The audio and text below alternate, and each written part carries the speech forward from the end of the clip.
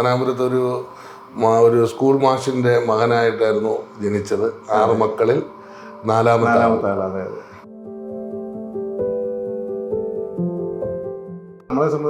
എന്നെ സംബന്ധിച്ച് വെച്ചാൽ 1-ാം തീയതി ഞായറാഴ്ച ആണെങ്കിൽ മാത്രമേ ഉള്ളൂ ശമ്പളം 2-ാം തീയതിയിലേക്ക് പോകുന്നത്. എല്ലാം 1-ാം തീയതിയും കൃത്യമായി സാലറി കൊടുക്കുന്നു എന്നുള്ളതാണ്. അതെ.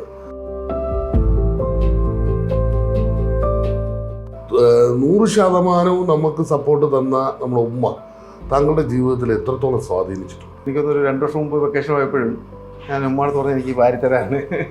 അത്രയും വലിയൊരു ഈ 4ഓളം ബിസിനസ്സിൽ ഞാൻ വന്ന് പെട്ടത് ഇവിടുത്തെ ഒരു സപ്പോർട്ട് തന്നെയാണ്. ഇവിടുത്തെ സുരക്ഷിതമാണ്. അത് നമുക്ക് ഒരിക്കലും മറക്കാൻ പറ്റുന്ന കാര്യമില്ല. സഫലം യാത്രയുടെ പുതിയൊരു അധ്യായത്തിലേക്ക് എല്ലാവർക്കും സ്വാഗതം.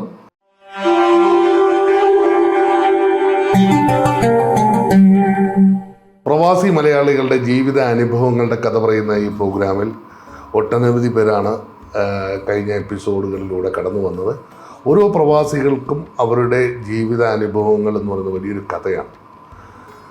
ഒരു പ്രതിസന്ധികളെയും പ്രശ്നങ്ങളെയും അതിജീവനത്തിൻ്റെ ഒരു കഥയും കൂടിയാണ്. വർഷങ്ങൾക്ക് മുമ്പ് ഒരു ജോലി എന്ന സ്വപ്നവുമായിട്ടായിരിക്കും ഓരോ പ്രവാസികളും ഈ ഗൾഫ് രാജ്യങ്ങളിലേക്ക് വരുന്നത്. അവിടെ നിന്ന് അവർ നേടിയെടുക്കുന്ന അനുഭവ പരിചയ സമ്പത്താണ് പിൽക്കാലത്ത് അവർ പടുത്തുയർത്തുന്ന വ്യവസായ സംരംഭങ്ങളായിക്കോട്ടെ, ബിസിനസ് സംരംഭങ്ങളായിട്ട് അവിടെയൊക്കെ തീർച്ചയായും വിജയിക്കാൻ കഴിയുന്നത്. ഏതാണ്ട് 24 വർഷങ്ങൾക്ക് മുമ്പ് പത്തനാപുരം എന്ന പ്രദേശത്ത് നിന്ന് പ്രവാസ ജീവിതത്തിലേക്ക് ബിസിനസ്സിൽ സഹോദരങ്ങളെ സഹായിക്കാനായിട്ട് വന്ന ശ്രീ മുഹമ്മദ് അൻസാരിയാണ് ഇന്ന് നമ്മുടെ അതിഥി.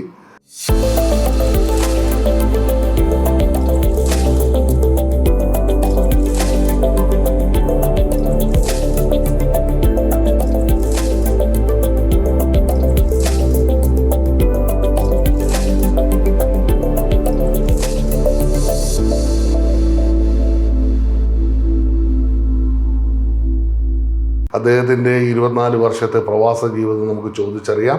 അതിനു മുമ്പ് മുഹമ്മദ് അൻസാരി ഈ പ്രോഗ്രാമിലേക്ക് ഞാൻ ഹാർദവമായി സ്വാഗതം ചെയ്യുന്നു. അസ്സലാമു അലൈക്കും. ഇപ്പോൾ നമ്മൾ റമദാൻ്റെ അവസാന ദിവസങ്ങളിലാണ്. അവസാന 10 കഴിഞ്ഞു, അതും പകുതിയായി അല്ലേ? ഇനി ഒരു 5-6 ദിവസം കഴിയുമ്പോൾ നമ്മൾ പെരുന്നാൾ വിശേഷങ്ങളിലേക്ക് പോവുകയാണ്. പെരുന്നാളെന്ന് പറയുമ്പോൾ വലിയൊരു ആഘോഷമാണ് അല്ലേ ഇവിടെ? തീർച്ചയായിട്ടും പെരുന്നാൾ എന്ന് പറയുമ്പോഴത്തേക്കും അറിയാമല്ലോ, നല്ലൊരു ഒത്തുചേരലും സംഗമവും. പക്ഷേ ഇപ്രാവശ്യം ഒരു പറ്റിയൊരു പ്രശ്നം എന്ന് വെച്ചാൽ ഞങ്ങൾ പത്തനാപുരം മേഖല മുസ്ലിം ജമാഅത്ത് കമ്മിറ്റി എന്ന് പറഞ്ഞൊരു കമ്മിറ്റി ഉണ്ട്. എല്ലാ വർഷവും നമ്മൾ നോമ്പുറ നടത്താറുണ്ട്, ഇഫ്താർ സംഗമവും. പക്ഷേ ഈ വർഷം അത് നടത്താൻ പറ്റിയില്ല. കാരണം എല്ലാവരും വല്ലാത്തൊരു മാനസികാവസ്ഥയിൽ നിൽക്കുന്ന സമയത്ത് നമ്മൾ ആഘോഷങ്ങൾക്കൊക്കെ കുറച്ച് വിട പറഞ്ഞുകൊണ്ട്. പക്ഷേ 24 വർഷങ്ങളിടയിൽ ഈ നോമ്പ് കാലം ഏറ്റവും കൂടുതൽ ഗൾഫ് രാജ്യങ്ങളിലായിരുന്നു. തീർച്ചയായിട്ടും കൂടുതലും നോമ്പ് അനുഷ്ഠിച്ചതും അതല്ലേ. ഇപ്പോൾ ഫാമിലിയും ഉണ്ട്, അടുത്ത് കുടുംബമുണ്ട് കൂടെ. നമ്മൾ പത്തനാപുരത്തേക്ക് പോവുകയാണെങ്കിൽ, കാരണം എന്ന് വെച്ചാൽ പത്തനാപുരത്ത് ഒരു സ്കൂൾ മാഷിൻ്റെ മകനായിട്ടായിരുന്നു ജനിച്ചത്. 6 മക്കളിൽ നാലാമത്തെ ആൾ. മൂത്ത ജ്യേഷ്ഠന്മാരും ഒരു വലിയ സപ്പോർട്ടുണ്ട് എന്നുള്ളതാണ്. അതാണ്, മൂത്ത ജ്യേഷ്ഠനാണ് എന്നെ ഇവിടെ കൊണ്ടുവരുന്നത്. പേര് മുഹമ്മദ് ഫറൂഖ്. പുള്ളി ഇവിടെ ഒരു കമ്പനിയിൽ വർക്ക് ചെയ്യായിരുന്നു. പുള്ളിയാണ് എന്നെ ഇവിടെ കൊണ്ടുവരുന്നത്. പുള്ളി എനിക്ക് വേണ്ടിയാണ് ഒരു സ്ഥാപനം ഇട്ട് തുടങ്ങിയതാണ്. അൽഹംദുലില്ലാഹ് ആദ്യം കുറച്ചൊക്കെ നമ്മൾ സ്ട്രഗിൾ ചെയ്തു. നമുക്ക് ആ തുടക്കത്തിലുണ്ടാകുന്ന ഒരു സ്റ്റാർട്ടിങ് ട്രബിൾ, ഒന്ന് ലാംഗ്വേജിൻ്റെ ഇഷ്യൂസ്, പിന്നെ അത്ര പരിചയം പോരാ. അൽഹംദുലില്ലാഹ് അതിൽ നിന്നൊക്കെ ഒരുപാട് നമ്മളിപ്പം മെച്ചപ്പെട്ടു നല്ല രീതിയിൽ വന്നു. ഇപ്പം നമ്മുടെ കീഴിൽ ഈ പറഞ്ഞ പോലെ 30ഓളം ജോലി ചെയ്യുന്നു. വിവിധ രാജ്യങ്ങളിലുള്ളവർ, വിവിധ ഭാഷ സംസാരിക്കുന്നവർ. പക്ഷെ അവരുടെയൊക്കെ കുടുംബങ്ങൾ, അതായത് നമ്മളെ കൊണ്ട് കഴിയുന്നു എന്നുള്ളത് വലിയൊരു, തീർച്ചയായും നമ്മൾ ചെയ്യുന്ന ഒരു വലിയൊരു സാമൂഹിക പ്രതിബദ്ധതയാണ്. എന്നെ സംബന്ധിച്ച് വെച്ചാൽ 1-ാം തീയതി ഞായറാഴ്ച ആണെങ്കിൽ മാത്രമേ ഉള്ളൂ ശമ്പളം 2-ാം തീയതിയിലേക്ക് പോകുന്നത്. എല്ലാം 1-ാം തീയതിയും കൃത്യമായി സാലറി കൊടുക്കുന്നു എന്നുള്ളതാണ്. ഇപ്പൊ നമ്മളൊരു ബിസിനസ് രംഗത്തേക്ക് വരികയാണെങ്കിൽ ആദ്യത്തെ ബിസിനസ് അൽ മുബഷിറാണ്. സത്യത്തിൽ 2002 വരുമ്പോഴത്തേക്കും അൽ ജസീൽ ബിൽഡിംഗ് ക്ലീനിങ് സർവീസ് എന്ന് പറഞ്ഞൊരു സംഭവമാണ് തുടക്കം. 2002 2004 ഈ ജനറൽ മെയിൻ്റനൻസ് തുടങ്ങുന്നത്. അൽ മുബഷിർ ജനറൽ മെയിൻ്റനൻസ് 2004 തുടങ്ങുന്നത്. ഇപ്പം അൽജസീർ ക്ലീൻ സർവീസ് സ്റ്റോപ്പ് ചെയ്തിട്ട് എനിക്ക് തോന്നുന്നു ഒരു 5 വർഷം ആയിരുന്നു ആയിട്ട്. ആ ഒരു ബിസിനസ്. കാരണം അതൊരു ഞാൻ 10 വർഷമായിട്ട് ബിസിനസ് ചെയ്യുന്നില്ല. പിന്നെ 5 വർഷം മുമ്പ് അത് ക്ലോസ് ചെയ്തിട്ടുണ്ട്. പിന്നെ മൂവാഷാണ് മെയിനായിട്ട് കോൺസെൻട്രേറ്റ് ജനറൽ മെയിൻ്റനൻസ്. നമ്മൾ ജനറൽ മെയിൻ്റനൻസ് എന്ന് പറയുമ്പോൾ നമുക്ക് ബാക്കിയുള്ള, അതായത് ഒരു കൺസ്ട്രക്ഷൻ, അതെ, കൺസ്ട്രക്ഷനുമായിട്ട് റിലേറ്റഡ് ആയിട്ട് പിന്നെ civil, electrical, plumbing, AC, mechanic എല്ലാം ചെയ്യുന്നുണ്ട്. AC മറ്റുള്ള വർക്കും അതെ, AC-യും ഫയർ ഫൈറ്റിംഗ് വർക്കും മാത്രം നമ്മൾ സബ് കൊടുക്കുന്നു. ഒരു ജ്യേഷ്ഠനും കൂടെ ഇവിടെ ഉണ്ട്. എൻ്റെ നേരെ മൂത്ത ആള്, പുള്ളി അബുദാബി എയർപോർട്ടിൽ വർക്ക് ചെയ്യുന്നു. മുഹമ്മദ് ഫയാസ്. പുള്ളി അബുദാബി എയർപോർട്ട്. എനിക്ക് വളരെ ഒരു അത്ഭുതമായിരുന്നു നമ്മൾ കണ്ടെന്ന് വെച്ചാൽ സഹോദരങ്ങൾ തമ്മിലുള്ള ഒരു ബന്ധങ്ങൾക്ക് വിള്ളൽ വരുന്ന ഒരു കാലഘട്ടത്തിൽ സഹോദരങ്ങൾ തമ്മിലുള്ള ഊഷ്മളത അത് വലിയൊരു കാര്യമാണ് കേട്ടോ. കാരണം അതിൽ ആ ബന്ധത്തിൻ്റെ ആ ഐക്യം നമ്മളെപ്പോഴും മുന്നോട്ട് കൊണ്ടുപോകുന്നു എന്നുള്ളതാണ്. തീർച്ചയായിട്ടും. കാരണം എൻ്റെ മാതാപിതാക്കള് നമ്മളെ പഠിപ്പിച്ചത് അങ്ങനെയാണ് ആദ്യം മുതലേ. അതെ, ആദ്യം മുതലേ പഠിപ്പിച്ചതാണ്.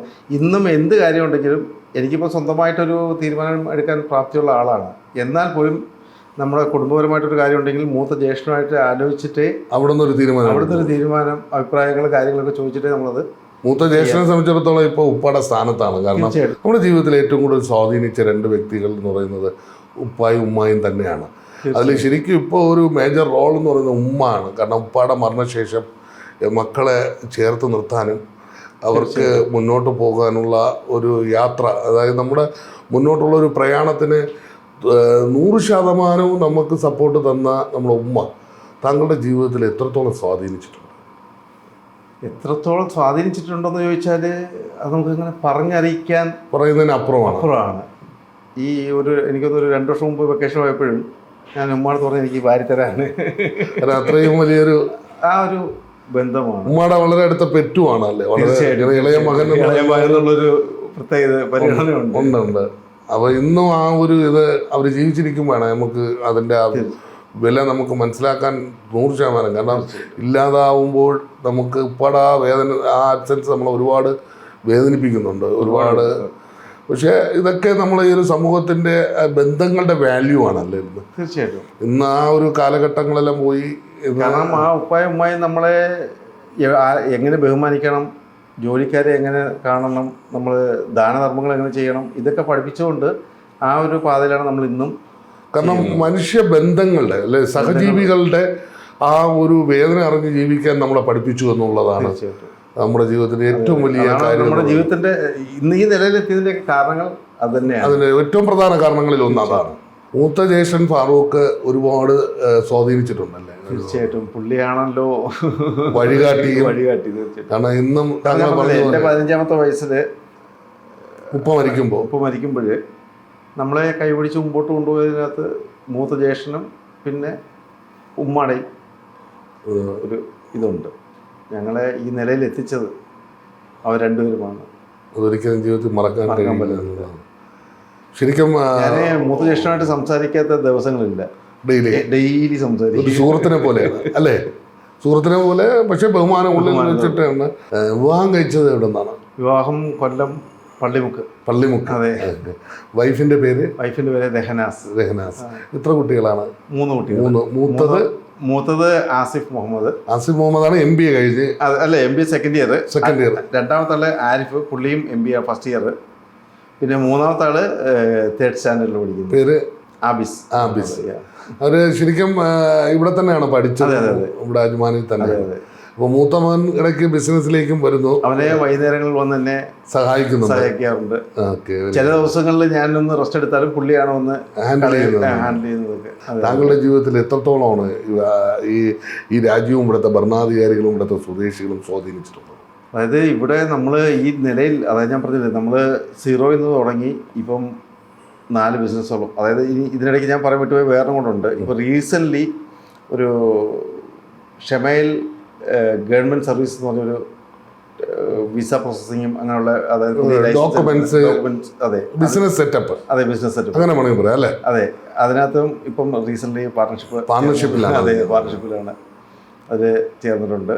അപ്പം നമ്മൾ ഈ 4ഓളം ബിസിനസ്സിൽ ഞാൻ വന്ന് പെട്ടത് ഇവിടുത്തെ ഒരു സപ്പോർട്ട് തന്നെയാണ്. ഇവിടുത്തെ സുരക്ഷിതമാണ്. അത് നമുക്ക് ഒരിക്കലും മറക്കാൻ പറ്റുന്ന കാര്യമല്ല. ഇനിയുള്ള സ്വപ്നം എന്താണ്?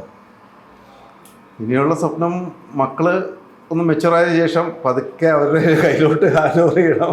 ഇത്രയും നാളത്തെ ഈ ഒരു തിരക്കേറിയ ജീവിതത്തിൽ നിന്ന് ഒരു ചെറിയൊരു റിട്ടയർമെന്റ്, അങ്ങനെ മുന്നോട്ട് പോകട്ടെ. ഒരുപാട് നന്മകൾ പടച്ച തമ്പുരാൻ ഇനിയും താങ്കൾക്കും മറ്റെല്ലാ സ്ഥാപനങ്ങൾക്കും നൽകട്ടെ എന്ന് പ്രാർത്ഥിക്കുന്നു. തിരക്കേറിയ സമയത്ത് ഞങ്ങൾക്ക് വേണ്ടി ഇങ്ങനെ ഒരു അഭിമുഖം അനുഭവിച്ചു തന്നതിൽ ഒരുപാട് നന്ദി. Thank you very much.